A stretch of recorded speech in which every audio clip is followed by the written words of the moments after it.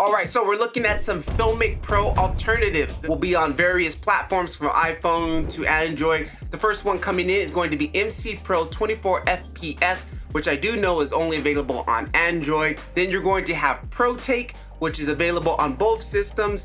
Motion Cam Pro, which is only going to be available on Android. Then we have Beast Cam, which is going to be only available on iPhone. Then we're also going to have Open Camera, which I think is only available on Android, but I'm not sure. Actually, Moment Pro app, which is only on iPhone, but I think you can still maybe find the old version. I'm not sure. I still have the old version on my phone, the Moment app on Android, but I know that the new one does not work for Android. So let me know down in the comments so we can clarify that up. Then we'll have Mavis, and then ultimately, just your stock app. Whatever phone you got, just your stock app you can also use. So let's build this list. Let me know down in the comments if you guys know any alternatives that I didn't list in here so we can help each other out as far as those who don't want to go on and pay for the subscription from FILMIC Pro. Catch you guys in the next one. Keep filming. It's the only way you'll get better. Peace.